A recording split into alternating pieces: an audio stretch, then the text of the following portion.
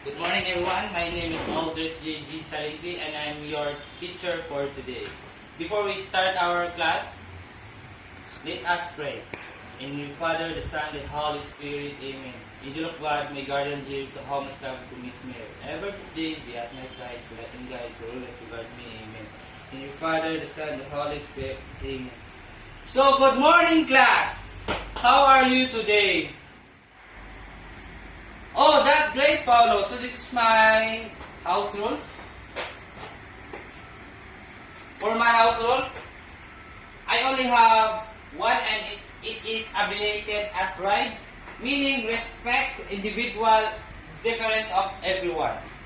So we check your attendance. For your attendance, so there is no available chairs, which means every day are present. Very good. Keep it up, class.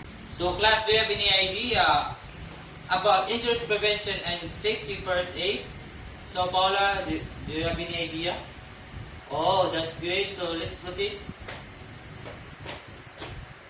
So, now, this morning, let's talk about injuries prevention, safety, and first aid. I have here some examples of intentional injuries. So class, this is some example of intentional injuries. First is suicide. Second is parasuicide.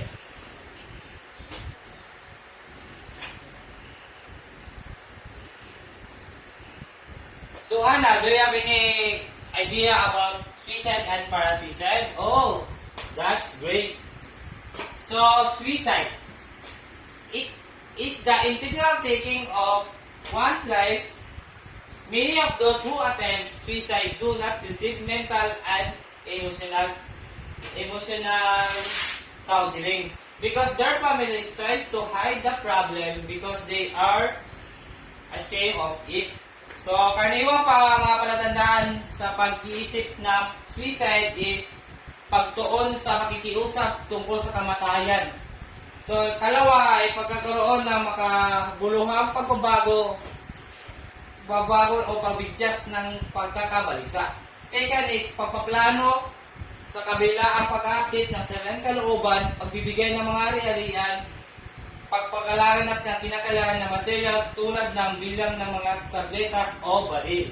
So, ang parasuicide naman, it is often a cry for help, meaning the person wants to others to know what he feeling.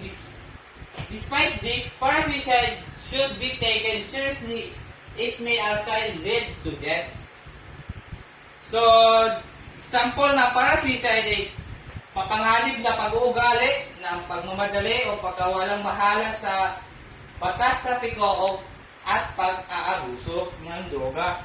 So, third is bullying.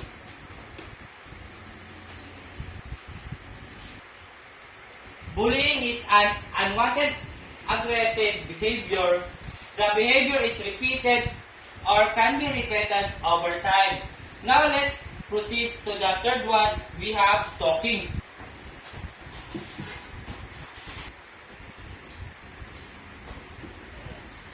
Stalking is the pattern of behavior that makes you feel afraid, nervous, harassed, or in danger.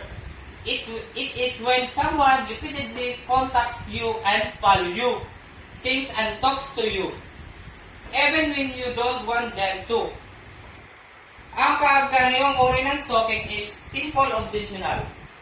Ito ang pinakakaraniwang uri ng stalker. Karaniwang lalaki ang mga stalker at ang pinagtutunan ng pansin ng stalker ay dating asawa, dating manligaw o dating amo. Therefore, suicide, parasuicide, fraternity, bullying, and stalking is part of intentional injuries. And I have here pictures about intentional injuries and I want you to identify each of this picture. So, Bote, can you identify this picture? Oh, that's great! It is a suicide. And now, Beronggoy, can you identify this picture again? Oh, very good. And it is stalking. And now, Anna, can you identify this picture? Oh, that's great again. This is a fraternity. And Daniel, can you identify this picture? Oh, that's great. This is a parasticide. Before we end our class, I will give you an assignment. Give at least 2 samples of how to prevent the intentional injuries. So, do you have any clarification about our assignment? Oh, none. Then that concludes our lesson for today. Goodbye, class.